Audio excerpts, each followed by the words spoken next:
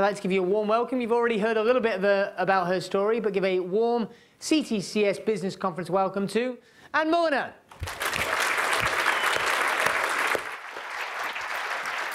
Thank you. Hello. Richard's going like this at the back to me because I said to him this morning, oh, I'm absolutely shitting myself. And my Facebook status says, excitedandnervous.com. So very true. Right, well, it's fantastic to be here and have the chance to talk to you all. Gosh, aren't there a lot of you? Okay, what I want to do is ask a question first. Is there anybody here who would like to teach, collect, earn more, either get more clients or earn more money than they've done this year? Great, me too. Okay, well, what I think might help is if I share my story. And so what I want to do is tell you how being a Platinum member changed my life, because for me, that's what it feels like. But to do it, I want to take you back in time. So that's me. And I mean, one of the things that sometimes we get asked is, how did you get into coaching? And for me, I learnt my craft quite early on. I think I would have what's described as a pretty typical middle-class upbringing.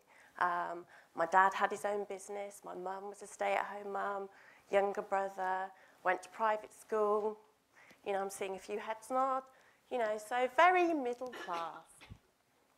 To the outside world, it all seemed great. Inside, it was a little bit different. My mum had quite serious depression, and I grew up thinking it was normal that, you know, parents, or certainly mums, threw stuff against the wall, or that they were very moody and temperamental. And it wasn't until I went to school and went to other people's houses that I realised, that's odd. Nobody else's parents do that. My mum used me as her confidant. So from about 5 or 6, she'd come and talk to me about her problems.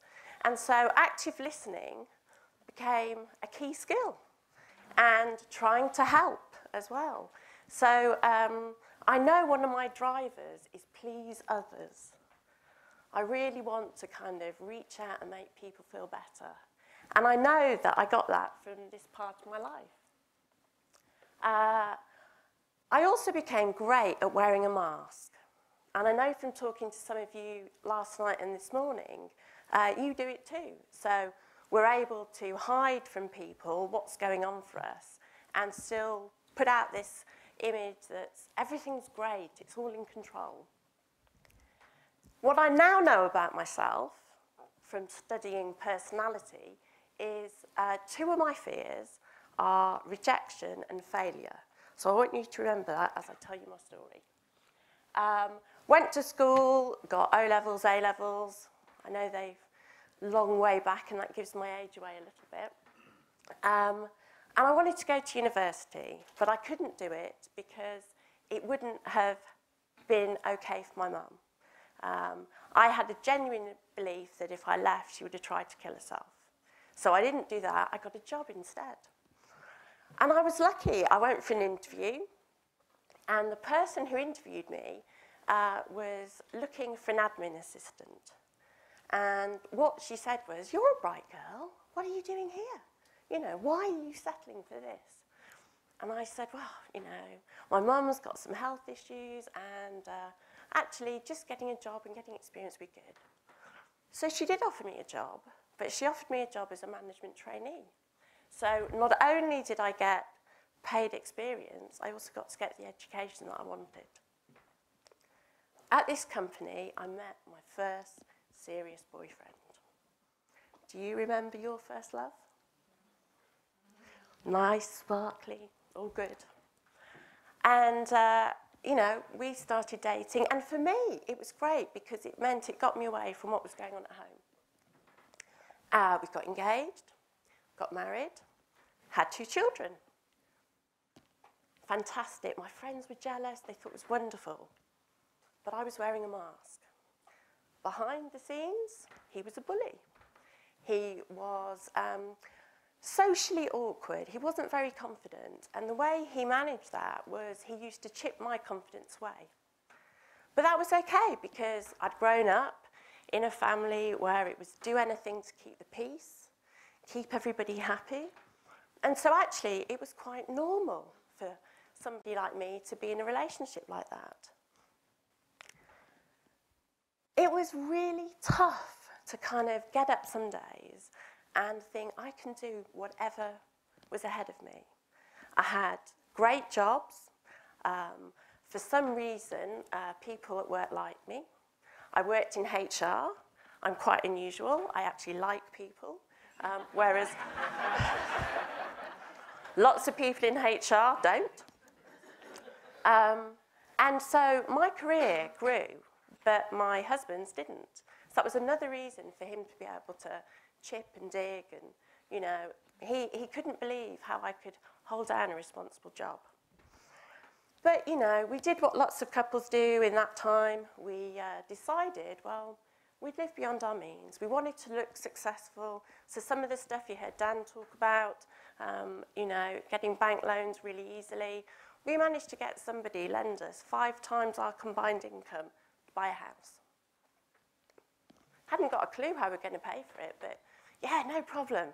Here's the money. And I remember looking at the solicitor's sort of end of summary statement, and it was over £500,000, and thinking, holy crap. So we moved to this house, fresh start, it was all going to be great. And as I mentioned, by then, these are my 2 little girls. Moved, really desirable village. God, it was beautiful. And, you know, we were going to have this fantastic life. Any of you moved house? You've used the post redirection service. So one morning I opened some post thinking that it was my phone bill.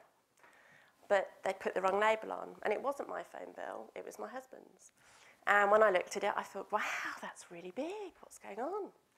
And when I looked at it, there was a mobile number on it, phoned repeatedly. And there was another, you know, where lots of text messages going backwards and forwards. So what had I stumbled on? I'd stumbled on the fact he'd been having an affair. And that was pretty hard because, you know, remember one of my fears? Rejection.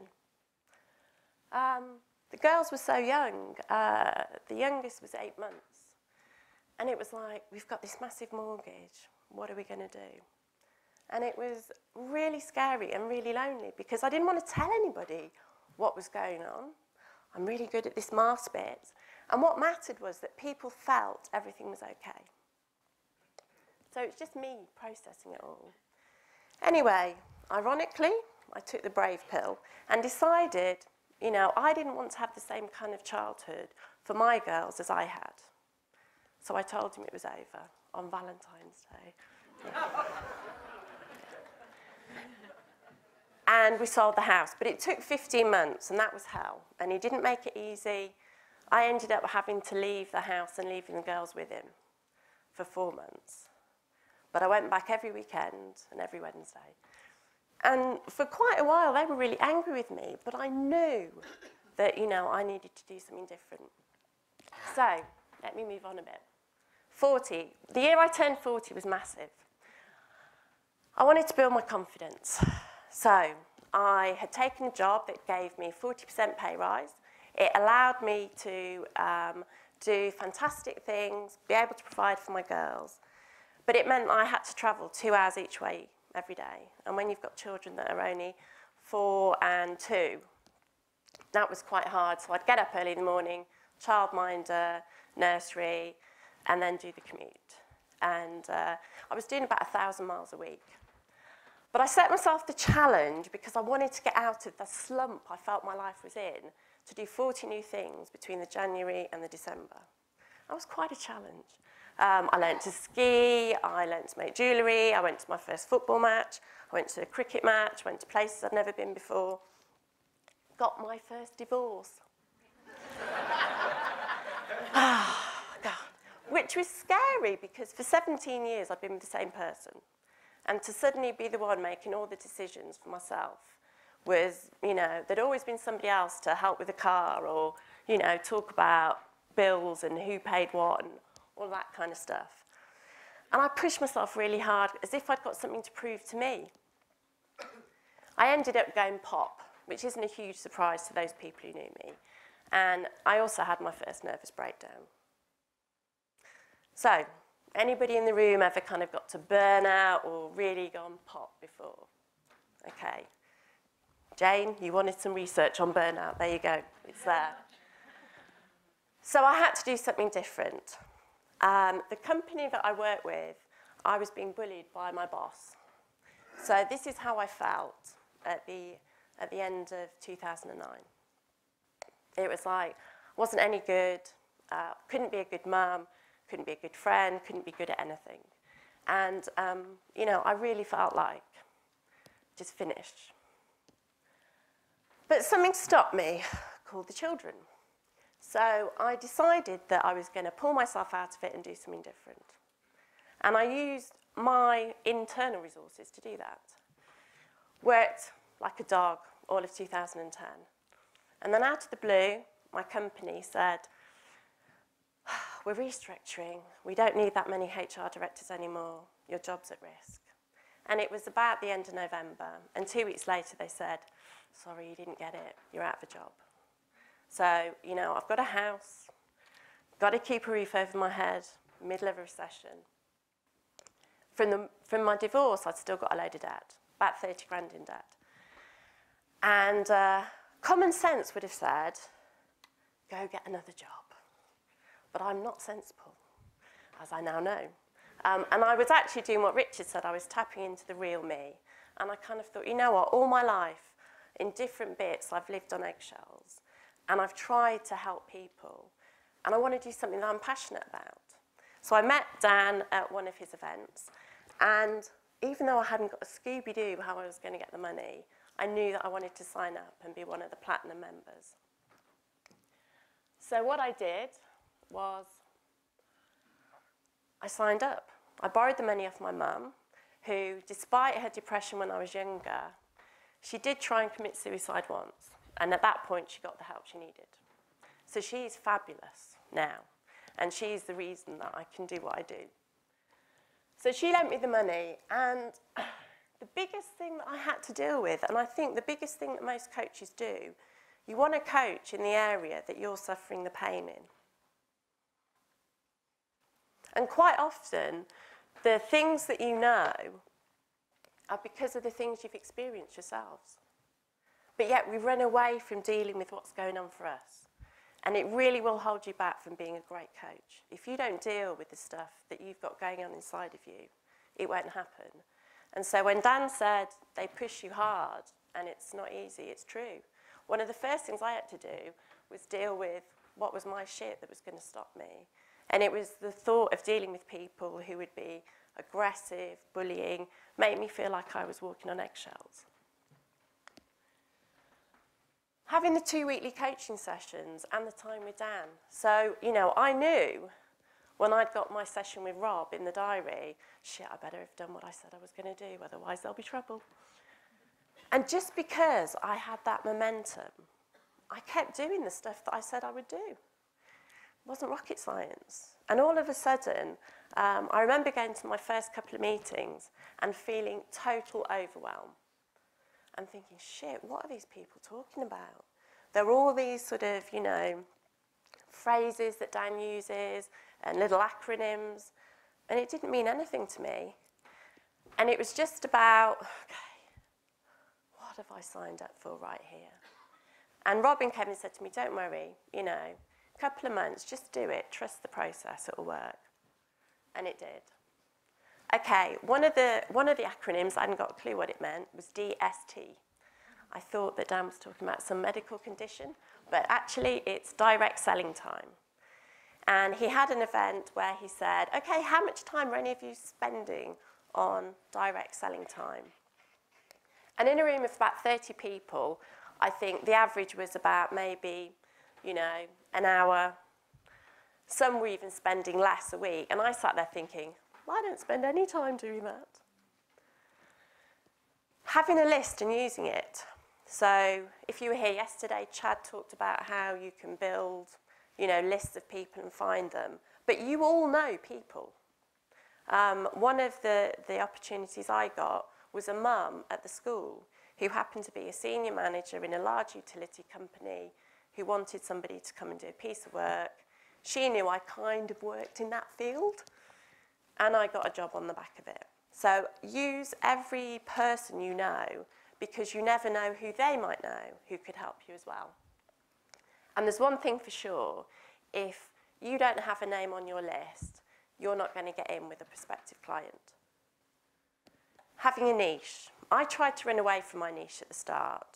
I'd spent 20 years in corporate HR, I know the politics, know how to make it work, and I was running away from it because of my fear. I got my fear fixed, and then I'm going full steam ahead at it. Networking with like-minded people. Dan's absolutely right. When he tells the story of trading up, I kind of thought, oh, that's a bit harsh. I don't necessarily want to leave my mates behind. But by going to the mastermind group and by listening to people share their stories who are also willing to give you their help and advice. One of the problems I had, I'd never done cold calling before, never sold anything. Scared the pants out of me picking the phone up. And yet Chris Matthews, who you're going to hear this afternoon, he said, I know how to do that. I'm ace at it. Let me help you. And we had half an hour on the phone. I was cured. And, I can pick the phone up now and have that call. Because of my experiences, I've been able to help other people. Because I know what my pain was and what was holding me back. And now I can spot that in others and help them get there too. And creating raving fans. I have 3 clients, and that's it at the minute. I've got lots of hot opportunities in the pipeline. But from 3 clients, I've earned £120,000. The fact that one of them's BP and one of them's National Grid helps. Okay. It's not about the money. It's about the fact that I am living a life doing stuff that I absolutely love.